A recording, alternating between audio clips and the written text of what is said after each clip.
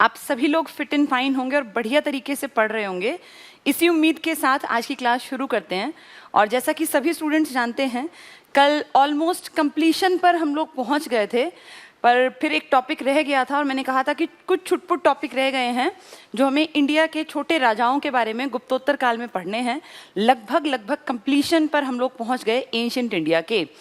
दक्षिण भारत का इतिहास हमने पिछले हफ्ते पढ़ना स्टार्ट किया था और पिछले हफ्ते मैंने आप लोगों को सबसे पहले उत्तर भारत के जो छुटपुट राजा हुए उनके बारे में बताया था। आज इसकी मान लीजिए बस लास्ट क्लास है जिसका द एंड हो जाएगा इस टॉपिक का। तो एक बार सारे को सम अप कर लेते हैं ताकि आज की क्लास को आप रिलेट कर पाओ, फिर ये ना हो कि कहीं से कुछ पढ़ा है कहीं से कुछ।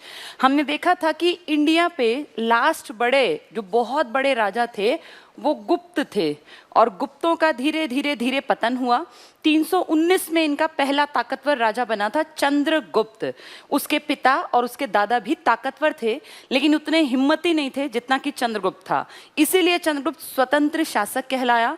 चंद्रगुप्त ने अपने आप को फ्री कर दिया और अपनी उपाधि बनाई थी महाराजाधिराज। इस चंद्रगुप्त ने बहुत समझदारी से अपने रोल को निभाया। फिर इसका बेटा समुद्रगुप्त हुआ जिसने तो बहुत हिम्मत दिखाई, दक्षिण उत्तर हर जगह विजय पताका फहराई और कभी किसी युद्ध में नहीं हारा।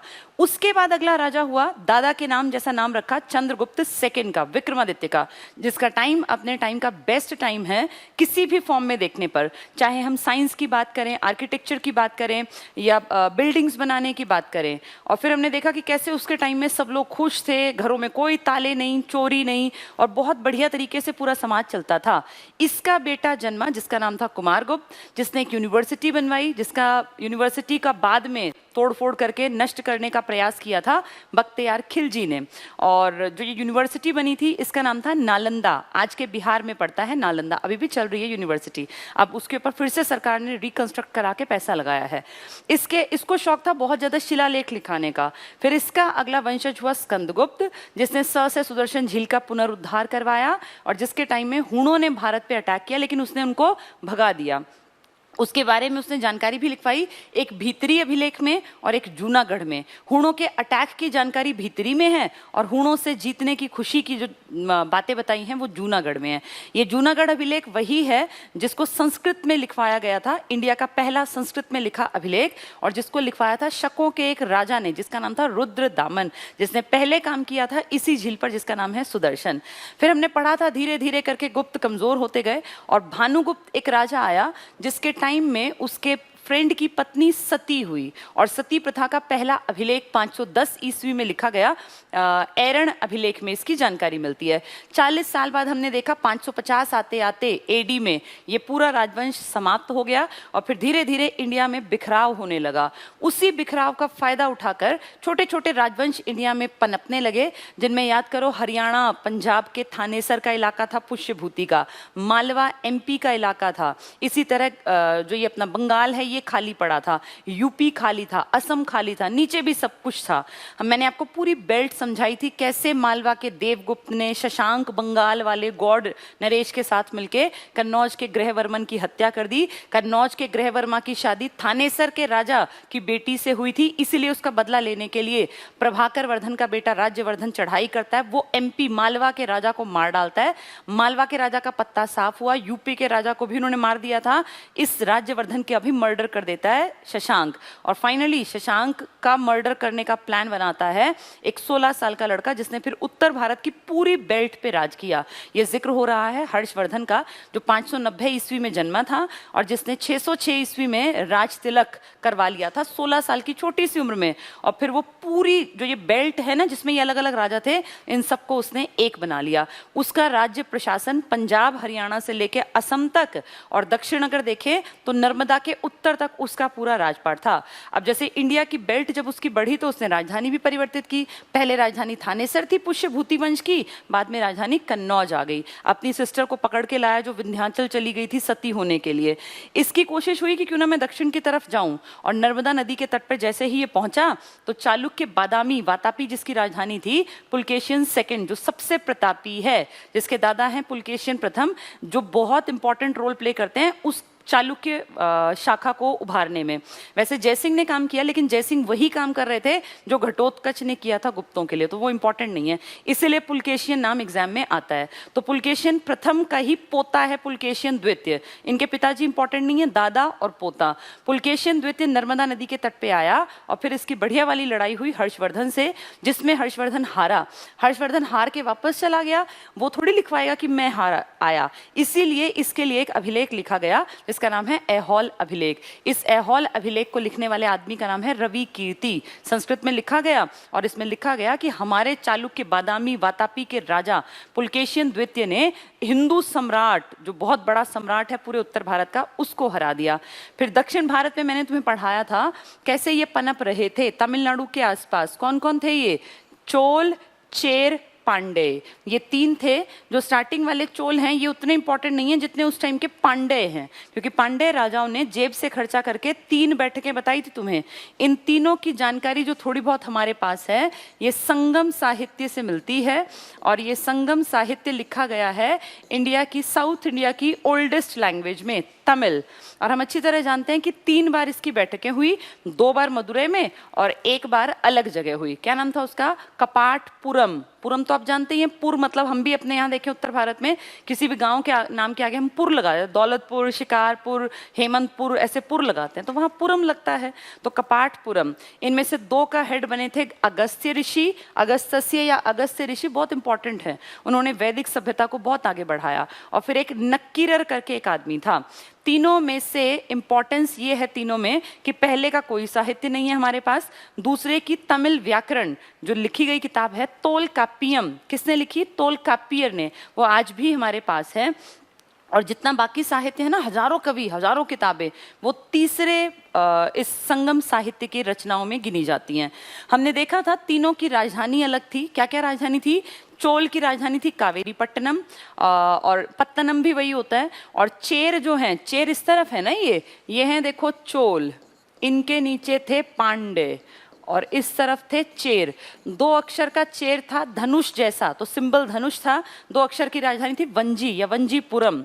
ये जो पांडे हैं, 3 अक्षर का नाम था, 3 अक्षर की राजधानी थी मदुरै।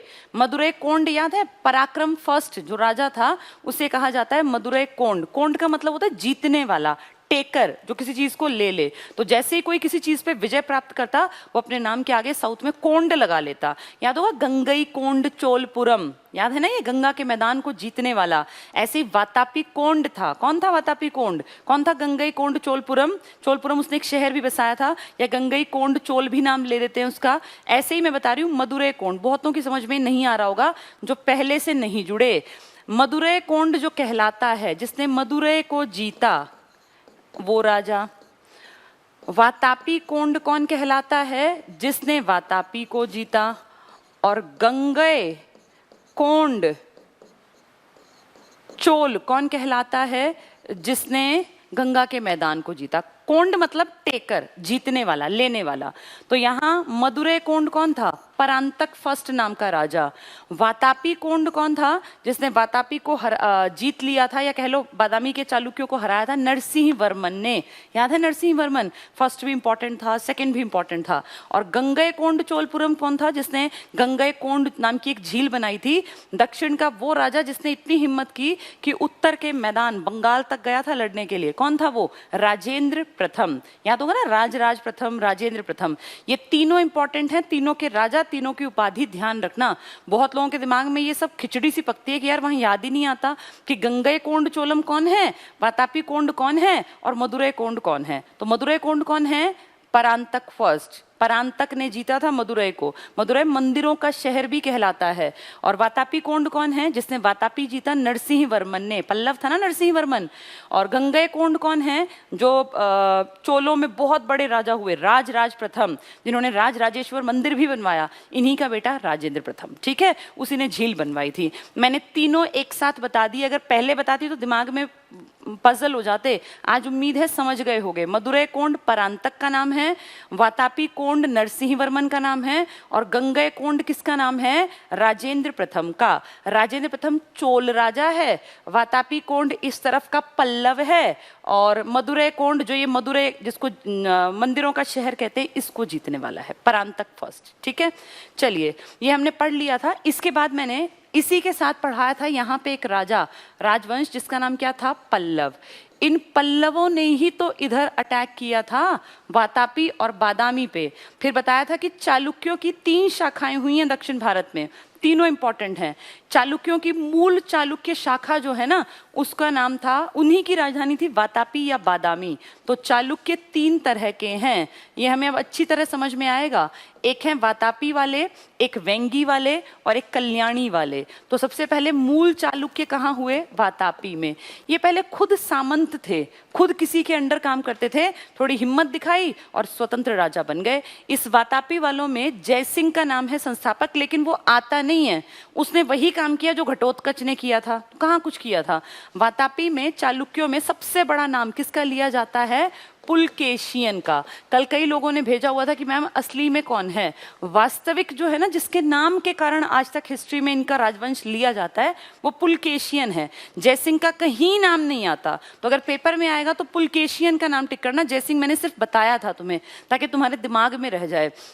घटोत्कच का कहीं नाम लिखा ऐसा थोड़ी है, सिर्फ हल्का सा कहीं मेंशन कर दिया। वो तो राजा का बड़प्पन था कि अपने परदादा दादा का नाम लिखवाया, लेकिन असली काम जैसे चंद्रगुप्त ने किया था ना, ऐसे यहाँ किया है पुलकेशियन फर्स्ट ने। पुलकेशियन फर्स्ट इस वातापी का मेन आदमी है। फिर इसका पोता सबसे बड़ा राजा है पुलकेशियन सेकेंड, जिसने कि हराया उत्तर भारत के सम्राट को, हर्षवर्धन को, लेकिन खुद हार गया था पड़ोसी पल्लवों से। पल्लवों से हार के और ऊपर वाले को हरा दिया, तो ये बहुत बड़ी बात है। वातापी की राजधानी किसकी है? पुलकेशियन ने इसको शुरू किया है, चालुक्यों की मूल शाखा। फिर इनके वंश में पुलकेशियन फर्स्ट के बाद उसका बेटा बना होगा, फिर पुलकेशियन सेकंड बना। उसका भाई था विष्णुवर्मन, तो उसने कहा भाई मुझे भी एक शाखा बनानी है, तो बना ले। आसपास दबाव इनका हो ही गया था। इस तरफ एक छोटी सी शाखा उसकी बनवा दी, उसका भी नाम चालुक्य है। राजवंश तो एक ही है ना भाई, सरनेम तो पीछे एक ही चलेगा, लेकिन इसकी राजधानी है वेंगी। तो ये वेंगी के चालुक्य बन गए। वातापी जैसे थी ना राजधानी, अब वेंगी राजधानी है। वेंगी और ये वातापी इकट्ठे चल रहे हैं। स्टार्टिंग पूछेंगे तो इससे हुई है, ये तो बहुत बाद में जाके बना है, ये तो लगा लो सबसे ताकतवर राजा के टाइम में बना है। फिर क्या हुआ? इनके ऊपर इन्हीं को खत्म कर देंगे। इनके कभी सामंत रहे थे राष्ट्रकूट, और इनका खात्मा करके, इस मूल का खात्मा करके, और यहाँ पे अपना साम्राज्य बना लेंगे जिसको हम कहते हैं राष्ट्रकूट। इन राष्ट्रकूटों ने मान्यखेत, याद होगा महाराष्ट्र में राजधानी, मैंने एलोरा की गुफाओं के बारे में बताया था, वो सब इन्हीं की देन है। राष्ट्रकूटों के टाइम में बनी हैं ये सारी चीजें। ये ताकतवर थे, इन्होंने कई अच्छे अच्छे काम किए। और देखो मैंने कुछ नाम बताए थे याद करने के लिए, Krishna first, Krishna second, Krishna third, Dhruv बताया था, अमोघ वर्ष बताया था। तो ये ध्रुव वही राजा है जो सबसे पहले वो त्रिपक्षीय संघर्ष हुआ था ना, 3 कौन कौन? बंगाल वाले, राष्ट्रकूट, बंगाल में कौन थे? पाल वंश, एक राष्ट्रकूट, और एक गुजरात राजस्थान वाले प्रतिहार, गुर्जर जिसको हमने कहा था, गुर्जर, गुजरात और राजस्थान, ये 3 लड़े थे, ये और ये। किस पे लड़ते थे ये? अपनी प्रॉपर्टी पे नहीं, एक तीसरी प्रॉपर्टी पे जो बहुत ताकतवर जगह बन सकती थी, क्योंकि वहां गंगा का उपजाऊ मैदान था, कन्नौज पे लड़ते थे। ये त्रिदलीय या त्रिपक्षीय संघर्ष है। तो इन दोनों की तो चलो लड़ाई ठीक मान लिया, उत्तर के हैं। ये दक्षिण से राष्ट्रकूटों से जाने वाला पहला राजा था ध्रुव राजा। तो ध्रुव तारा है ना, जैसे एक जगह स्थित है, ऐसे ध्रुव नाम के राष्ट्रकूट ने पहली बार त्रिपक्षीय संघर्ष में हिस्सा लिया था, और इसने प्रतिहारों को भी हराया हुआ है और पाल को। कभी कोई जीतता कभी कोई, ऐसा नहीं कि एक जीत गया, खूब लड़ते, कई सदियों लड़ते रहे। तो आपस में हमेशा लड़ाई चलती रही, किसकी? प्रतिहार, गुर्जर प्रतिहार की, पाल की और राष्ट्रकूटों की। तो राष्ट्रकूट में ध्रुव पहला राजा है जिसने त्रिपक्षीय संघर्ष में हिस्सा लिया था, वरना पहले वो दोनों लड़ते थे। ठीक है, इतना हमने पढ़ लिया। अब राष्ट्रकूटों का भी अंत होगा, और एक आदमी जिसका नाम है तैलप सेकंड, तैलप लिख देते हैं बस, फर्स्ट सेकंड तो ढेर मिलेंगे तुम्हें। तैलप, तैलेप नाम के एक आदमी ने इन राष्ट्रकूटों को ही खत्म कर दिया। ये पहले इनके अंडर रहा होगा और इनको मार के वापस से चालुक्य का वंश शुरू कर दिया, तीसरा वंश। दो तो पहले ही थे, तीसरा वंश। राष्ट्रकूटों का खात्मा करके जो चालुक्य आए, इन्होंने राजधानी बनाई कल्याणी, इसलिए ये कल्याणी के चालुक्य कहलाए। तो चालुक्यों की 3 राजधानी, वातापी या बादामी जो सबसे इंपॉर्टेंट थी, जिसकी शुरुआत वैसे तो जयसिंह ने की, लेकिन इंपॉर्टेंट राजा इसका पुलकेशियन है। पुलकेशियन सेकंड ने अपने दादा के नाम को बहुत आगे बढ़ाया और नर्मदा नदी के तट पे उत्तर भारत के सम्राट हर्षवर्धन को भी हराया। उसी पुलकेशियन के भाई ने बनाई वेंगी वाली चालुक्य की शाखा, और फिर राष्ट्रकूटों ने इनको खत्म करके अपना राजपाट दिखाया। उन्हीं का एक राजा उत्तर भारत के कन्नौज पे अधिकार जमाने भी गया, जिसका नाम ध्रुव था। फिर लेटर स्टेज में ढेरों जाते रहे, फिर उनका खात्मा करके आ गए एक और नए चालुक्य जो कल्याणी के चालुक्य हैं। ये सब कल, परसों, उससे पहले दिन 4-5 दिन से मैं पढ़ा रही हूँ। अब उम्मीद करती हूँ तुम्हारे दिमाग में एक छोटी सी स्टोरी लाइन बन गई होगी और अब तुम रिलेट कर पाओगे। कहीं किसी भी किताब को उठा के पढ़ोगे ना तो तुम्हें लगेगा कि हाँ, अब हमें चीजें आ गई हैं। ये 4 याद रखना, चोल, चेर, पांड्य के ऊपर है पल्लव, फिर पल्लवों के साइड में है चालुक्य। चालुक्यों की 2 शाखाएं, एक इधर एक इधर, ये पूर्वी चालुक्य, ये पश्चिमी। चालुक्यों का खात्मा किया राष्ट्रकूटों ने, और राष्ट्रकूट लड़े पाल और प्रतिहार से, और फिर इन राष्ट्रकूटों का खात्मा किया कल्याणी के तैलप ने, इसके ऊपर काम किया। तो अब 3 चालुक्यों की शाखा के राजा बन गए। तो पूछेंगे तो कौन? वातापी वाले का अगर पूछेंगे किसका है नाम, तो पुलकेशियन फर्स्ट मेन, जयसिंह नहीं आएगा, पुलकेशियन आएगा। वेंगी पूछेंगे तो क्या नाम था पुलकेशियन सेकंड के भाई का? वर्धन था ना, विष्णुवर्धन। वो हर्षवर्धन को हरा के आया, उसके खुद के भाई का नाम था विष्णुवर्धन। तो सबसे इंपॉर्टेंट पुलकेशियन जो बड़ा मेन था, वेंगी वाला बनाया विष्णुवर्धन ने, पुलकेशियन सेकंड का भाई, और तीसरा कल्याणी वाला तैलप ने बनाया। हमने ये सब पढ़ लिया है। मैंने तुम्हें डिटेल से गुर्जर प्रतिहार पढ़ाए थे, पाल पढ़ाए थे, धर्मपाल, गोपाल, याद करो, महिपाल, ये सब पढ़ा दिया। तो अब हमें इतने सारे राजवंश पता हैं।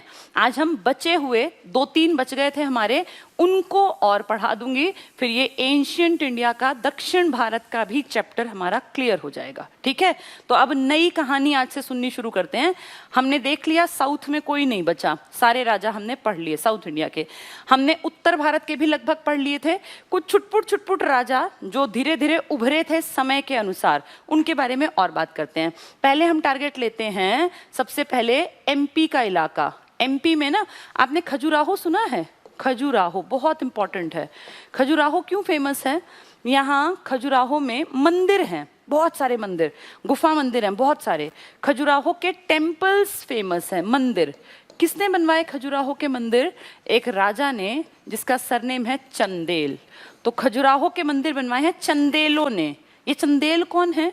चंदेल एक कम्युनिटी है, एक राजवंश है, जिन्होंने ये लगा लो 950 से लेके लगभग 1050, यानी लगभग आज से 1000 साल पहले जिन लोगों ने यूपी का कुछ हिस्सा और कुछ एमपी का, मैं ये क्यों कह रही हूँ क्योंकि ये राजा बने थे बुंदेलखंड के, ये यूपी के पास का इलाका, और इनकी राजधानी है खजुराहो जो एमपी में है। तो आज तो आप यूपी एमपी अलग अलग मानते हैं, लेकिन तब ये दोनों के बीच के हिस्से पे राजपाट इन्होंने शुरू किया। क्या नाम था इनका? चंदेल शासक। कोई बहुत बड़े राजा नहीं है, लेकिन इनके मंदिरों का निर्माण आज तक हिस्ट्री में पूछा जाता है। तो खजुराहो के मंदिर किसने बनवाए हैं? चंदेलों ने। किसके मंदिर हैं ये मेनली जैन धर्म के हैं, हिंदू मंदिर भी हैं पर मेनली जैन टिक करना। तो खजुराहो टेम्पल्स बनवाए हैं चंदेलों ने, और चंदेलों में एक बड़ा राजा था जिसका नाम था धंग। तो धंग चंदेल शासक है जिसने की खजुराहो में टेम्पल बनवाए थे, और भी बहुतों ने बनवाया। 1000 साल एक आदमी थोड़ी बैठेगा। चंदेलों का नाम लिखोगे तो सारे राजा आ गए, लेकिन खजुराहो टेम्पल्स में एक फेमस 1-2 जो मंदिर हैं वो राजा धंग की देन है। तो बस छोटा सा, कुछ बड़ा काम नहीं है, सिर्फ इनकी स्थापत्य कला आज तक पढ़ाई जाती है। चंदेलों के खजुराहो के मंदिर यूनेस्को की लिस्ट में शामिल हैं, विदेशी घूमने आते हैं। जैसे खजुराहो एमपी, चंदेल यूपी का इलाका बुंदेलखंड में थे, इसी के हेर फेर में राजस्थान की तरफ भी कुछ लोग एक्टिव थे, दिल्ली तक फैले हुए।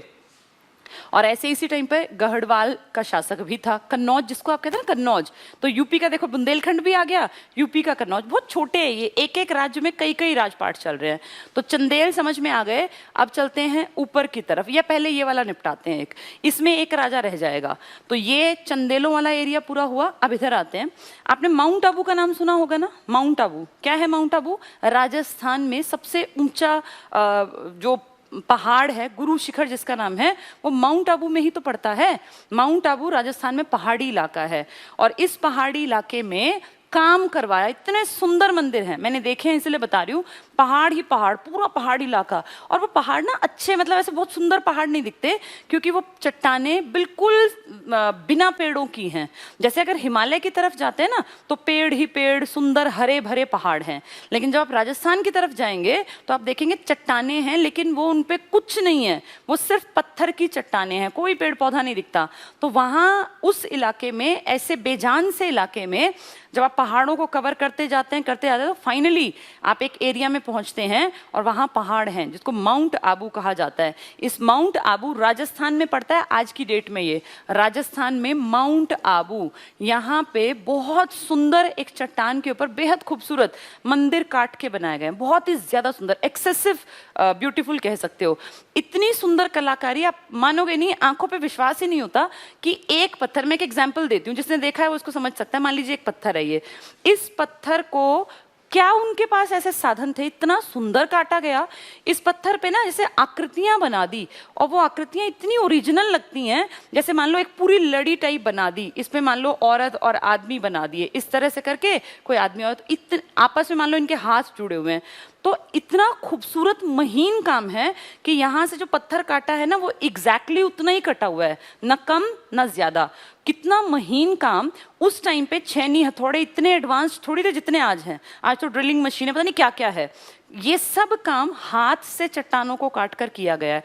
अमेजिंग है, अजूबा है कि आज से 1000 साल पहले कैसे उनके पास छेनी हथौड़े थे। और ये कोई एक नहीं है, ऐसे पूरे मंदिर भर दिए, पूरे के पूरे मंदिर। देखने लायक चीज है। आप मंदिर में ऊपर देखेंगे ना, तो पूरा मंदिर इतना खूबसूरत दिखता है। कोई ऐसी प्लेन पत्थर है ही नहीं, जैसे प्लेन होता है ना, ऐसा प्लेन पत्थर नहीं है। पूरे मंदिर, काफी बड़ा इलाका कवर किया, और हर दीवार पर, हर पत्थर को इतना महीन, इतना सुंदर काटा है ना, ऐसे सुंदर सुंदर फ्लावर्स काटे गए हैं। मतलब लुक ही इतना ओरिजिनल लग रहा है कि हाँ जैसे लोटस ही है। ये सारे मंदिर जैन धर्म को रिलेट करते हैं। तो जैन मंदिर बनाए गए हैं कहाँ पर? ये माउंट आबू राजस्थान में। माउंट आबू राजस्थान में। अब मैंने 2 बातें बता दी, एक मैंने खजुराहो के मंदिर बताए, और एक मैंने आपको बताए हैं माउंट आबू पे, पहाड़ के ऊपर।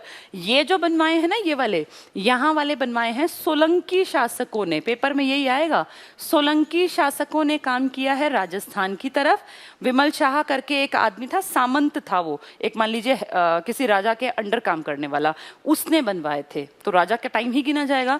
सोलंकी शासकों ने राजस्थान की तरफ मंदिर बनवाए, जैन मंदिर। और जो खजुराहो के मंदिर है एमपी वाले, ये किसने बनवाए हैं? धंग का एक बड़ा रोल है। कंदरिया महादेव का मंदिर है, महादेव मतलब शिव, तो कंदरिया महादेव का मंदिर में ना जैन और हिंदू भी हैं। तो कंदरिया महादेव आ जाए, या पूछे खजुराहो के मंदिर, तो चंदेलों ने बनवाए हैं। और राजस्थान वाले जो मंदिर हैं, ये सोलंकी शासकों ने बनवाए हैं। अब इसको भी सुन लो, ये सोलंकी चालुक्य भी कहलाते थे, लेकिन ये वो चालुक्य नहीं है जो हमने कल पढ़े, इसलिए चालुक्य को छोड़ देते हैं। बस दिमाग में रख लेना कि चालुक्यों का ही एक नाम इनके साथ भी आया, पर ये चालुक्य दक्षिण के तीनों चालुक्य से अलग हैं। तो अगर एग्जाम में आ जाए कि राजस्थान के मंदिर जो हैं वो किसने बनवाए हैं माउंट आबू राजस्थान वाले इलाके में, तो आप टिक मार्क करके आओगे सोलंकी शासकों ने। और अगर वो पूछेंगे कि खजुराहो के मंदिर किसने बनवाए हैं, तो आप कहोगे चंदेलों ने। 2 एक जैसे नाम, लेकिन दोनों अलग हैं। अगर खजुराहो आ गया, खजुराहो एमपी वाला, तो चंदेल, और राजस्थान वाला आ गया तो मैंने क्या बताया? सोलंकी शासक। ये वेरी इंपॉर्टेंट में, इनको भूलना नहीं है। बहुत सुंदर मंदिर हैं, देखने लायक। खजुराहो मैंने नहीं देखे, लेकिन राजस्थान के तो बहुत, दिलवाड़े के जैन मंदिर बहुत सुंदर है। जैसे एग्जाम में मान लीजिए वो माउंट आबू का नाम ना दें, तो इनका नाम है दिलवाड़े के जैन मंदिर। कहीं कहीं दिलवाड़े के मंदिर लिख के पूछेंगे कौन से धर्म के हैं, तो इसका पूरा नाम है दिलवाड़े के जैन मंदिर। ये भी जैन हैं और यहाँ भी जैन, वहाँ हिंदू भी हैं, लेकिन फिर भी दोनों का नाम पूछ लें तो पता हो। खजुराहो के किसने बनवाए हैं? चंदेलों ने। धंग बड़ा राजा बताया था, कंदरिया महादेव। और सोलंकी जो शासक रहे, इन्होंने बनवाए राजस्थान के। ठीक है, इन्होंने बहुत बड़े काम नहीं किए, लेकिन ये मंदिर आज तक देखे दिखाए जाते हैं। चलिए, इसी सीरीज में एक और छोटा सा राजा है, लेकिन एज्ड है, एक्सपीरियंस्ड है, जिसने यूपी के कन्नौज पे राज किया है। वो है गढ़वाल शासक। गढ़वाल शासक है और इसमें एक ही नाम लिया जाता है, जयचंद का। सुना होगा ये नाम आपने, जयचंद। ये मेनली कन्नौज यानी यूपी के मेन इलाके के आसपास का राजा है। अब 1100 का टाइम पीरियड चल रहा है, इसको ऐसे समझना, 1100 के बीच का, 1200 के आसपास की बातें कर रही हूँ जितनी कर रही हूँ ये। जयचंद गढ़वाल शासक है, एज्ड है, एक्सपीरियंस्ड है, बढ़िया काम चल रहा है, लेकिन इतना भी ताकतवर नहीं है कि पूरे इंडिया का राजा बन पाए। कामकाज ठीक चल रहा था। इसी के दौर में, जैसे ये जो है ना यूपी वाला, अब ये चाहता है कि मेरी बाउंड्री, मान लीजिए यहाँ यूपी है, मेरी बाउंड्री बढ़ते बढ़ते दिल्ली वगैरह को भी कवर कर ले। हर राजा यही चाहता था। जब इसकी ये इच्छा थी ना, ये एज्ड भी एक्सपीरियंस भी, उसी टाइम पर गुजरात के ऊपर राजस्थान में एक वंश पनप रहा था जिसका नाम था चौहान वंश। और चौहानों का नाम आपने सुना ही है, पृथ्वीराज चौहान तो सबसे प्रतापी राजा है। एक यंग लड़का उभर रहा है, पृथ्वीराज चौहान, और ये टक्कर देगा जयचंद को। जयचंद जो कि गढ़वाल का प्रतापी राजा है, उस एरिया का। अब जयचंद जो है ना, ये देखेगा कि जो इसका प्लान था दिल्ली वाला, उस प्लान पे तो कब्जा किसने जमा लिया? इस अजमेर वाले राजा ने। तो ये अजमेर जो बसाया ना, ये भी एक आदमी अजय राज नाम के एक चौहान, ये राजपूत है, जिनकी बात कर रही हूँ राजस्थान वाले, ये राजपूत हैं। राजपूतों की भी कई शाखाएं हैं, सबसे फेमस है अजमेर वाली, और मानते हैं कि ये लोग अग्नि से उत्पन्न हुए हैं। तो राजपूत कट्टर हिंदू टाइप मान लीजिए, अग्नि से उत्पन्न है। राजपूतों के वंश में सबसे ताकतवर जो लड़का जन्म लेता है, जिसे कहा जाता है राय पिथौरा, ये उसका उपनाम है। सब लोग समझ गए होंगे, ये बात हो रही है पृथ्वीराज चौहान की। पृथ्वीराज चौहान, पृथ्वीराज चौहान को पृथ्वीराज थर्ड भी कह देते हैं, यानी इससे पहले 2 पृथ्वीराज ऑलरेडी आए हुए हैं। तो पृथ्वीराज थर्ड का ही उपनाम है राय पिथौरा। राजपूत है ये, कट्टर राजपूत, बहुत अपना ये कि भाई मैं बड़ा राजा बनूंगा, महत्वाकांक्षी है, यंग एज में। इसने अजमेर से स्टार्टिंग करके और दिल्ली को भी अपने कब्जे में ले लिया। दिल्ली टारगेट किसका था? जयचंद का। जयचंद चिढ़ेगा, स्वाभाविक है, उसका टारगेट था, वो एज था, एक्सपीरियंस था, लेकिन उस पर पानी फेर दिया इस पृथ्वीराज चौहान ने। इसने जयचंद ने पृथ्वीराज चौहान की बेइज्जती करने का प्लान बनाया। तो जयचंद जो है ना, इसकी एक बेटी है शादी लायक, जिसका नाम है संयोगिता। अब ये दंत कहानियां हैं। दंत कहानी मतलब होता है इनमें आधी झूठ भी हो सकती है, जो सुनी गई हैं वही सुना दी जाती हैं, इनमें एग्जैक्टली इनकी इंपॉर्टेंस नहीं होती, लेकिन क्योंकि कॉन्सेप्ट दिमाग में बैठाना है, इसलिए कहानियां हमने भी सुनी थी, तुम्हें भी सुननी है, आगे तक चलेंगी। तो संयोगिता जो है, इसका स्वयंवर करवाया जाता है। और उस टाइम पे किसी, जैसे राजा की बेटी का स्वयंवर होता था ना, तो अड़ोसी पड़ोसी सारे राजा बुलाए जाते थे। तो संयोगिता के स्वयंवर में सब राजा आए, आसपास के जितने छुटपुट छुटपुट ढेर राजा थे उस टाइम पर। लेकिन जयचंद ने जानबूझ के एक तरह से बेइज्जती के मतलब करने के लिए इस सबसे ताकतवर उभरते हुए, जो सबसे ज्यादा उस टाइम का मान लीजिए बैचलर राजा था, इसको नहीं बुलाया। किसको? पृथ्वीराज चौहान को। ये कहीं ना कहीं बेइज्जती थी। सब राजा राजकुमार पहुंचे, और जब भरी हुई दरबार में सभा थी, तो इसमें यहाँ पे एंट्री पर ना द्वारपाल खड़ा होता है। वो द्वारपाल जो खड़ा कर दिया ना, ऐसे लंबे कद का, 6 फुट से भी ज्यादा तगड़ा, और इस तरह भाला वाला पकड़ा के, वो द्वारपाल असली नहीं था, वो एक स्टेचू बनवाया इस जयचंद ने, और वो स्टेचू कॉपी करवा दिया पृथ्वीराज चौहान की, यानी पृथ्वीराज चौहान की मूर्ति खड़ी करवा दी यहाँ पे, ऐसे कि भाई वो द्वारपाल खड़ा है। द्वारपाल तो बेइज्जती की बात है, अब राजा आएगा तो द्वारपाल सलाम ठोकेगा ना, तो इसकी गर्दन वगैरह सब देख के सब लोग हंस हंस के जा रहे हैं कि देखो ये खड़ा राय पिथौरा, या जो महत्वाकांक्षी है, जो कि सोचता है कि मैं भारत का राजा बनूंगा। तो सबके लिए हंसी का पात्र है ये। अब वो लड़की जब आती है राजमहल में, यहाँ राजकुमार ढेर बैठे हैं। स्वयंवर का मतलब था अपने आप वर को ढूंढना, तो ये राजा की बेटी का इतना अधिकार था कि वो स्वयं अपना वर ढूंढे। अब वो लड़की आती है, माला लेके घूमती है, सारे में कोई भी लायक नहीं है, फिर घूमती है, नहीं हिसाब बनता, फिर वो यहाँ से जाके वो द्वारपाल के गले में माला डाल देती है। ये दंत कथा है। और कहते हैं कि इस द्वारपाल कौन था? राय पिथौरा, पृथ्वीराज। ये सब अपनी बेइज्जती मानते हैं कि जब हम यहाँ बैठे हैं, भाई हम एक नहीं, दो नहीं, अब यहाँ कितने सारे राजकुमार हैं, ये तो हम सबकी बेइज्जती है कि इसने जाके वरमाला डाल दी पृथ्वीराज चौहान के गले में। तो वो सब गुस्सा होकर चले जाते हैं, पिताजी को भी बहुत गुस्सा आता है। तो कहते हैं उसी दिन से वो शत्रुता इस चीज पे, ये तो इज्जत बेइज्जती पे आ गई ना बात, तो जयचंद अपना टारगेट बना लेता है, मुझे पृथ्वीराज को खत्म करना है।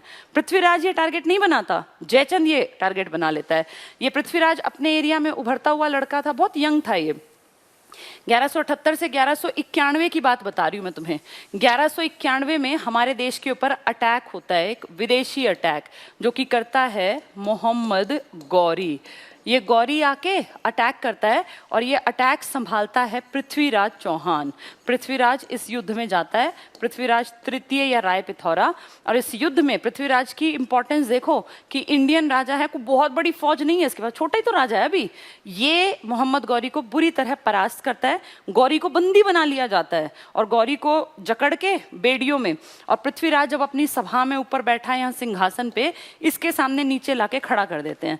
तो पृथ्वीराज उसको देखता है। और हम इंडियंस की दिक्कत क्या है, हम लोग बहुत काइंड हार्टेड हैं, हम सामने वाले की गलती को तुरंत माफ कर देते हैं, चाहे कितनी बड़ी गलती की उसने।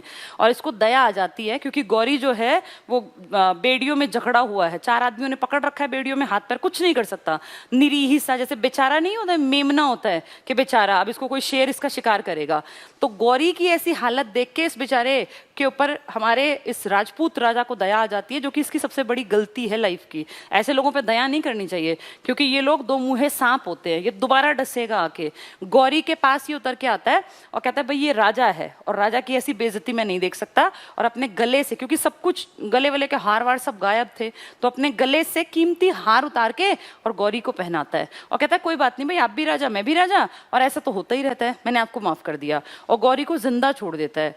गौरी इस बात से एहसान नहीं मानता, गौरी इस बात से और चिढ़ जाता है कि मतलब मेरी इतनी बेइज्जती कर दी। और अपने घर जाके, अपने देश जाके कहते हैं 4 दिन तक ये ना खाना खाता ना पानी पीता, अपने आप को एक कमरे में बंद कर लेता है और 4 दिन तक ये प्लानिंग करता है कि इस बेइज्जती का बदला कैसे लूंगा। अब जैसे अगर आम इंसान हो तो वो थैंकफुल हो ना कि भाई शुक्र है राजा, अगर सेकंड भी नहीं लगता हमें मरवा देता, इसने हमारी कितनी इज्जत रखी, हमें जान बख्शी और अपना हार भी दिया।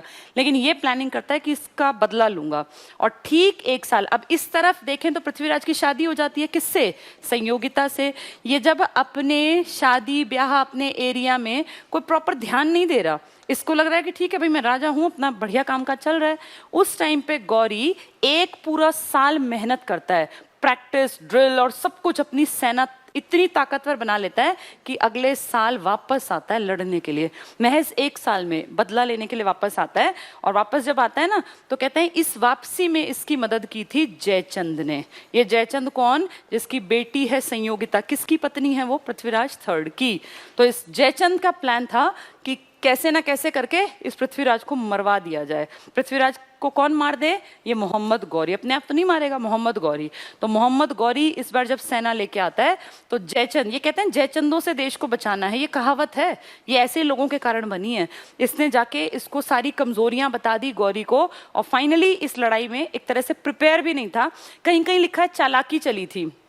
इसने, ये जो गौरी आया था ना, इसने, जयचंद ने बता दिया था कि भाई ये सच्चा राजपूत है, गाय को नहीं मारेगा। अब ये कहानियां हैं, पता नहीं सच्ची हैं झूठी हैं। तो कहते हैं गौरी अपनी सेना के आगे बहुत बड़े गायों का दल लेकर आया, तो वो गाय आगे आगे भाग रही हैं, पीछे पीछे हाथी और घोड़े हैं। तो गायों को देख के पृथ्वीराज ने अपनी सेना को कहा कि गाय आगे आ रही है, और गाय हम राजपूतों की शान है, हमारी माँ है, तो कोई भी ये तीर और तलवार थी उस टाइम, ये नहीं चलाएगा। और कहते हैं उन गायों की आड़ में वो लगातार तीर चलाते गए और इनकी सेना उन्होंने खत्म कर दी। एक कहानी ये भी कहती है कि ये लोग जो है जब आमने सामने आए ना मैदान में, तो पृथ्वीराज चौहान ने एक तरफ इसकी सेना, एक तरफ उसकी सेना, यहाँ युद्ध होगा, ये पृथ्वीराज की, ये गौरी की। तो पृथ्वीराज ने अपना एक दूत भेजा गौरी के पास और कहा यार तुम पिछले साल आए थे, तुम्हें याद नहीं कितनी बेइज्जती की थी, पिछली बार छोड़ दिए, इस बार या तो चले जाओ और नहीं तो फिर मार देंगे। पृथ्वीराज के उस दूत को जानबूझ के गौरी ने ऐसे दिखाया कि हम डर गए और ठीक है हमने मान लिया, हम तो वापस जा रहे हैं। और गौरी ने ये मैसेज यहाँ दे दिया कि वो लोग डर गए और वो आपकी बात मान के पीछे हट रहे हैं। थोड़ा सा कहते हैं पीछे भी हट गए जानबूझ के थोड़ा सा। अब जैसे रात हो गई तो भाई रात में रुकेंगे तो वही ना, सुबह ही तो जाएंगे, तो वो पीछे हट गए। ये निश्चिंत हो गए, आराम से भाई गए, कोई बात नहीं, बिना लड़े ही चले गए। ये आराम से अपना घोड़े बेच के सो गए। और कहते हैं अगली सुबह के 3 बजे के आसपास, 2 से 3 का जो नींद का दौर होता है ना, वो सबसे ज्यादा आदमी नींद में होता है। 12 बजे तक फिर भी नींद कच्ची होती है, लेकिन 2-3 बजे के आसपास नींद बहुत ज्यादा गहरी होती है। तो कहते हैं प्लान करके, जबकि युद्ध दिन में लड़े जाते हैं, इन्होंने रात के 2-3 बजे के आसपास इस पूरे सोती हुई सेना पे अटैक कर दिया शिविरों में, और सोते हुए आदमी काट दिए। कुछ लोग उठे हुए थे, लेकिन जब तक वो संभल पाते, तब कोई लाइट तो थी नहीं कि ऑन की और शस्त्र पहन लिए, तब तो अंधेरा हुआ करता था, तब तक तो इनकी आधी से ज्यादा सेना मारी जा चुकी थी, ये भी कहा जाता है। अब ये नहीं पता कौन सी कहानी सच्ची है कौन सी झूठी। फाइनली जयचंद कहीं ना कहीं इसका उत्तरदायी बना, और ये जयचंद बहुत खुश नहीं रहेगा, क्योंकि जो ऐसा दूसरे के लिए गड्ढा खोदेगा वो खुद ही उसमें गिरेगा ना, कर्मा रिटर्न्स बैक। पृथ्वीराज को पकड़ लिया मोहम्मद गौरी ने, और इस युद्ध में इसकी तराइन के युद्ध में इसकी हार हो गई। हार सिर्फ नहीं हुई, इतिहास अलग अलग बातें बयां करता है। हम अपनी अगर हिस्ट्री की बात करें, हमारी इंडियन हिस्ट्री हमेशा राजाओं की बड़ाई लिखती है। तो जो पृथ्वीराज का एक आदमी है, उसका नाम है चंद बरदाई। इसने एक किताब लिखी है पृथ्वीराज रासो, सुना भी होगा आपने।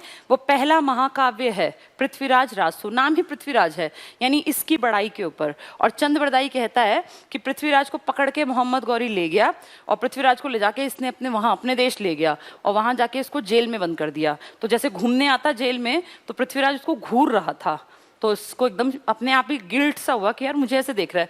पृथ्वीराज के मन में ये था कि तुम्हें शर्म नहीं आती कि मैंने देखो तुम्हें कैसे जंजीरों में पकड़ के और बराबरी का दर्जा दिया, अपने गले का हार उतार के तुम्हारे गले में पहनाया, और कैसे तुम्हारी जान बख्शी। एक तुम हो इतने बेशर्म कि अगले साल आके मेरी सोती हुई सेना पे तुमने जबरदस्ती, एक तरह से ये कोई जीत थोड़ी थी। तो वो कहीं ना कहीं शायद गिल्ट रहा होगा।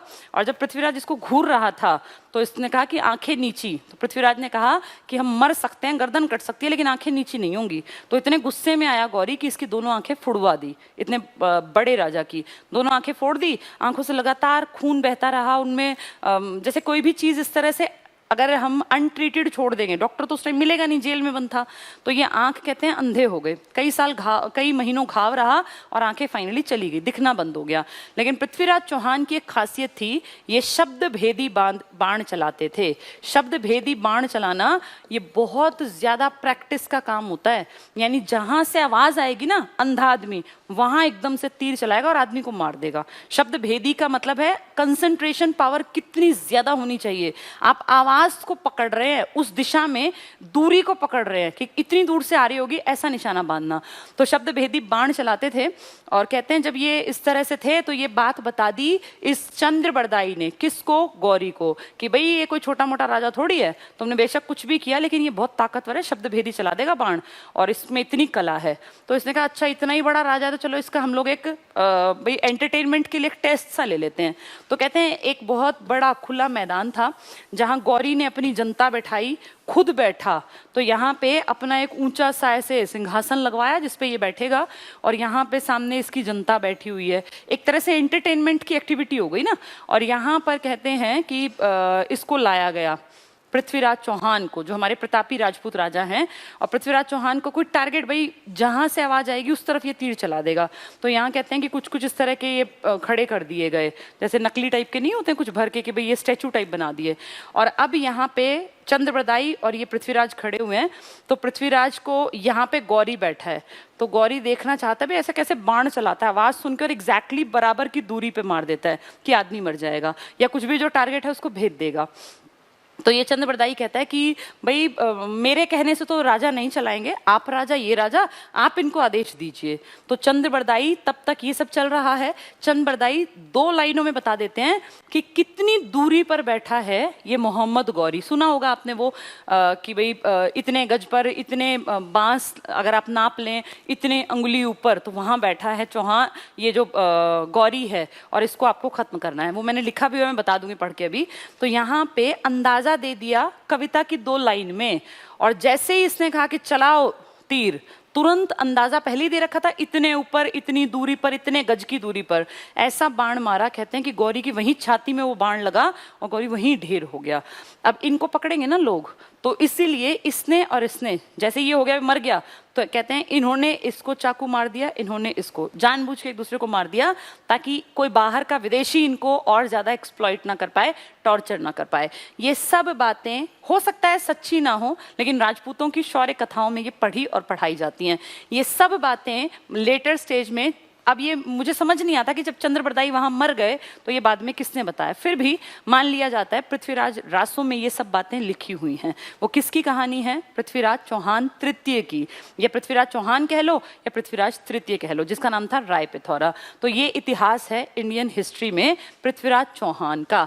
जो चौहान जो राजस्थान, अजमेर, दिल्ली तक के शासक थे, और कहीं ना कहीं गढ़वाल शासक जयचंद की चुगली ने, ये मत सोचना कि ये बच गए, 2 साल बाद 1194 में, 91-92 में तो वो कथाएं हुई, 94 में जयचंद का भी पत्ता साफ कर दिया पृथ्वी, ये इसने गौरी ने। गौरी तो दगाबाज आदमी है ना, आएगा उसको क्या फर्क पड़ता है ना, उसकी कोई वैल्यू ना उसके अंदर कुछ भी संस्कार।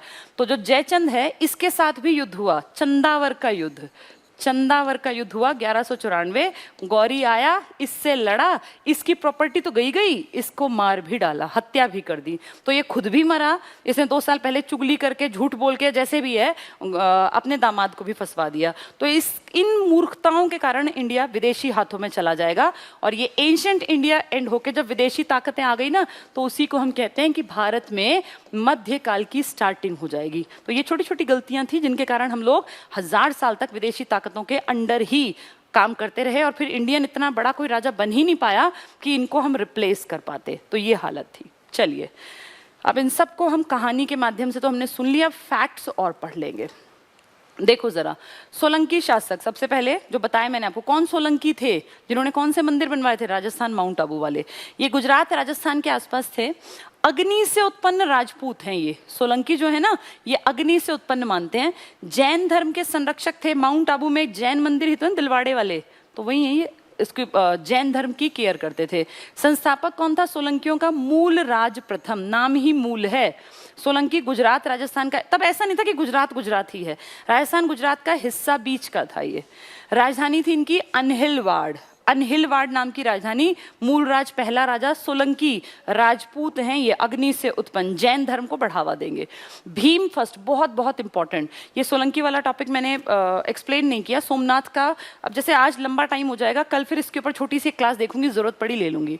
भीम फर्स्ट एक राजा है, इसके टाइम में अटैक होगा। सबसे शक्तिशाली सोलंकी शासक है ये, सबसे शक्तिशाली। भीम फर्स्ट के ही समय में 1025 में सोमनाथ मंदिर पर गजनवी, अभी मैंने कहानी सुनाई गौरी की, गौरी से पहले लगभग 200 साल पहले गजनवी भी तो आया था ना इंडिया पे, जो विदेशी आक्रमण 17 बार लूटा था इसने भारत। इतना अमीर था भारत, और इतना सुंदर टेम्पल है, ये भी मैंने देखा, बहुत ज्यादा सुंदर है। अगर आप कभी जाएं तो आप देखेंगे, इसके अंदर एंट्री करके ना इतना अच्छा एहसास होता है इस मंदिर के अंदर, ऐसा लगता है सच में प्योर गोल्ड है। अब तो सिर्फ प्लेटेड है, अब असली गोल्ड नहीं है। पूरे मंदिर में ढेरों मूर्तियां थी, आदम कद की, कितने कितने फीट की, सोने से, शुद्ध सोने से बनी। और ये आया विदेशी आदमी जिसका नाम है महमूद गजनवी, और आके जैसे उस मंदिर की एंट्री गेट है, बहुत बड़ा एंट्री गेट है, वहां पे जैसे ही पता चला ना गजनवी आ रहा है, और वो हिंदू धर्म को नष्ट करने का उसका टारगेट है, मूर्ति भंजक है, मूर्तियां तोड़ता है। कहते हैं बिल्कुल पानी के पास है ये वाला इलाका, बिल्कुल पानी से टच, मतलब इस मंदिर के जो बाउंड्री है ना, अगर आप उस पर खड़े होंगे तो आपको पूरा अरब सागर दिखेगा, बिल्कुल क्लोज है, बैंक पे इसके इसके साथ ही पानी स्टार्ट है, इस मंदिर की दीवार के साथ ही। तो यहाँ आया तो हिंदू धर्म के जो यहाँ राजपूत और इस तरह के राजा थे, सोलंकी वगैरह, ये बाहर खड़े हो गए। इनकी जनता 35,000 आदमी गेट के बाहर थे, और बोले भाई अगर यहाँ घुसेगा ना तो हम उसको घुसने नहीं देंगे, हमें मार के बेशक घुस जाए, और मरेंगे ऐसे थोड़ी, हथियार लेके आए थे। 35,000 की जनसंख्या को तहस नहस कर दिया गजनवी ने। इतने गुस्से में आया कि ये लोग मरने को तैयार हैं, ऐसे कैसे भगवान है इनके। अंदर घुसा, और यहाँ शिवलिंग था, महादेव का मेन यहाँ पे पूजा होती थी, भगवान शिव की। तो शिवलिंग को अपने हाथों से तोड़ा उसने, हथौड़ा या जो कुछ भी उसके पास था, अपने हाथों से तोड़ा। और कहते हैं कि इतना इरिटेट हो गया था कि जनता ऐसे कैसे मर रही है, इतनी कितनी पागल जनता है अपने भगवान के लिए। और उस पत्थर को जो शिवलिंग में लगा था अपने देश ले गया ये, वो गुस्सा देखो, और बोला इसको हमारे यहाँ 2 काम किए। एक तो जो इनके कोई मस्जिद थी, इनकी मुस्लिम कम्युनिटी थी, ये मस्जिद थी ना, उसकी सीढ़ियों पर लगवा दिया कि रोज इस पे चप्पल जूते रखे जाए, उस शिवलिंग पे जिसपे कि हिंदू हिंदू अपना भाई ये मानते थे कि बहुत बड़ी चीज़ है, और कहते हैं कि मांस तोलने वालों को पत्थर दे दिए। जैसे आपने देखा पुराने टाइम में लोग तोल के लिए टुकड़े रखते थे पत्थर के, तो मांस तोलने वाले ताकि रोज उसमें मांस के हाथ लगे। ये इरिटेशन थी किसी धर्म के प्रति कि इतना लोगों को क्यों लगाव है। तो सोमनाथ का मंदिर जब तोड़ा तो उस टाइम सोमनाथ के इलाके पे कौन राज कर रहा था? नाम भीम है, लेकिन उनको रोक नहीं पाया। कोशिश पूरी की जनता ने, राजा ने, लेकिन रोक नहीं पाए। उसकी सेना बहुत बड़ी थी, उसका नाम बहुत बड़ा था, खूंखार राजा था, वो किसी से डरता थोड़ी था गजनवी। उसको तो टारगेट ही था मारना और लूटना। तो गजनवी का आक्रमण पेपर में पूछेंगे किसके टाइम में हुआ? भीम फर्स्ट के टाइम में। गजनवी जाने के पश्चात भीम फर्स्ट ने मंदिर का पुनरुद्धार, वो चला गया लूटपाट के, ढेर चीजें कहते हैं इतना सोना लूट के ले गया जिसकी कोई कीमत पता ही नहीं कि कितना था वो। उसके जाने के बाद फिर राजा दोबारा से आया, दोबारा इसने पुनरुद्धार करवाया, पहले जो काम था ना उसको और बेहतर करवाया। कुमारपाल नाम का एक आदमी है, ये पाल वो नहीं है पाल, ये सोलंकियों का पाल है। कुमारपाल लेटर सोलंकी राजा ने भी सोमनाथ मंदिर में काम करवाया। तो सोमनाथ पहले अच्छा खासा मंदिर था, लेकिन लूट के ले गया वहां से ढेरों मूर्तियां। एक एक मूर्ति ना 10-10 फीट की प्योर सोने से बनती थी। आप इमेजिन करो आज सोने का एक कड़ा, एक कोई कुछ छोटा भी गोल्ड की चेन या कोई छोटी सी रिंग भी कितने की पड़ती है, और ये 10-10 फीट की मूर्तियां थी, पूरा सोने से भरा हुआ था, सब कुछ लूट के ले गया। भीम फर्स्ट का एक सामंत था, वही भीम जिसके टाइम में अटैक हुआ है। पूछेंगे कि अटैक किसके टाइम? इसके सामंत का नाम है विमल शाह, जिसने कि माउंट आबू राजस्थान में मंदिर बनवाए। ये रहा माउंट आबू, दिलवाड़े के जैन मंदिर हैं। धर्म पूछेंगे तो जैन, जो मैंने बताया कि बहुत सुंदर है और सारे गोल्ड प्लेटेड लगते हैं। आप इसमें एंट्री करेंगे ना तो या तो आपको संगमरमर दिखेगा वाइट, या जितनी मूर्तियां दिखेंगी, जैन 24 तीर्थंकर थे ना, सबकी मूर्तियां लगी हुई हैं। वो कहते हैं कि गोल्ड का काम है उसके ऊपर आज भी, तो आपको दिखेगा पूरा गोल्ड, जो गोल्डन कलर है इसमें है सारी मूर्तियां। लेकिन अब वो बंद हैं। जैसे आप उसमें जाएंगे ना कभी तो कॉरिडोर में से बस आपको दिखेंगी, वो शीशे में बंद हैं, उनको हम टच नहीं कर सकते। भीम सेकंड, वो तो भीम फर्स्ट था, भीम सेकंड अंतिम सोलंकी शासक था। इसके टाइम में गौरी आया था, उसका नौकर था कुतुबुद्दीन ऐबक। इनको हरा दिया था भीम सेकंड ने, यानी भीम सेकंड ताकतवर रहा होगा, पर फाइनली इसको हरा के ऐबक ने दिल्ली सल्तनत का हिस्सा बना लिया था इसको। भीम फर्स्ट जो है ये किससे हारा था? इससे, गजनवी से। उसके 200 साल बाद की घटना की बात कर रहे हैं। वो 1025 था, ये 1178 है, तो पूरा 1000 के बाद 1100 आया, फिर 1200 आने वाला है। ये गौरी आए, वही गौरी है जिसको जयचंद ने दगाबाजी की थी अपने इंडियन के साथ। चंदेल कहाँ थे? चंदेलों ने क्या करवाया था? एमपी खजुराहो। तो जल्दी से पढ़ लेते हैं इसको। बुंदेलखंड यूपी प्लस एमपी में चंदेलों का उदय हुआ। खजुराहो इनकी राजधानी, आज एमपी। टेम्पल्स हैं यहाँ भी जैनियों के, हिंदू भी हैं जैन भी हैं। 950 से 1050, आज आप 2020 में जी रहे हैं, तो लगभग 1000 साल पहले। फर्स्ट चंदेल शासक कौन था? नन्नुक। इसी को कहीं कहीं नुन्नुक भी लिखा हुआ है, तो थोड़ा बहुत मात्रा का इतना ऊंचा नीचा मान के चलना हो सकता है। यशोवर्मन था, उसने खजुराहो में विष्णु मंदिर बनवाया। खजुराहो मंदिर एमपी में है। राजधानी किसकी थी? ये चंदेलों की, ठीक है। नन्नुक नाम के आदमी ने इसको स्टार्ट किया था। इन्हीं में एक राजा हुआ धंग। जैसे वहां भीम था ना, भीम फर्स्ट भीम सेकंड, यहाँ धंग नाम का, वो सोलंकी हैं, ये चंदेल हैं। चंदेल राजा है धंग, वास्तविक स्वतंत्रता का जन्मदाता। अब जैसे शुरू किसने किया? नुन्नुक ने, लेकिन असलियत में काम किसने किया है? धंग ने। तो ये बड़ा राजा, ये वैसे ही हो गया जैसे जयचंद, ये था अपना जयसिंह था और पुलकेशिन फर्स्ट था। तो अगर कहें वास्तविक राजा तो धंग है, लेकिन काम शुरू कर दिया नुन्नुक ने। वास्तविक स्वतंत्रता का जन्मदाता धंग ने खजुराहो एमपी में Kandariya Mahadev, very very important, Kandariya Mahadev मंदिर कहाँ है? एमपी में। खजुराहो टेम्पल किस धर्म के हैं? जैन प्लस हिंदू। माउंट आबू वाले किसने? विमल शाह। किसका सामंत था? भीम का। भीम फर्स्ट भीम सेकंड दोनों इंपॉर्टेंट हैं। खजुराहो में हिंदू मंदिर भी हैं, जैन भी हैं, दोनों के मंदिर हैं। खजुराहो जैन, अजंता, ये अपना जो आज पढ़ रहे थे ये राजस्थान वाला माउंट आबू, ये भी जैन है, ठीक है। अजंता में बहुत, कल ना ये थोड़ा मैंने देखा नोट्स में, मैंने गलती से, दिमाग पता नहीं उस टाइम क्या सोच रहा था, मैंने हिंदू लिख दिया। इसको ठीक कर लेना, कल वाले नोट्स को थोड़ा सा ध्यान से सुनना, ये ह्यूमन मिस्टेक है, ऐसी हो सकती है। अजंता एलोरा ये लिख लेना, कल वाले में थोड़ा चेंज कर लेना। मैंने एलोरा तो ठीक कराया था, लेकिन अजंता में मैंने गलती से नोट्स में हिंदू लिख दिया। अपने नोट्स में मैंने देखा बौद्ध लिखा हुआ है, वो दिमाग उस टाइम कुछ सोच रहा था, वो हिंदू लिखा गया यहाँ बोर्ड पे, उसको ठीक कर लेना सभी लोग, सबके लिए है ये मैसेज। अजंता बौद्ध धर्म के मंदिर हैं और एलोरा में तीनों बताए थे।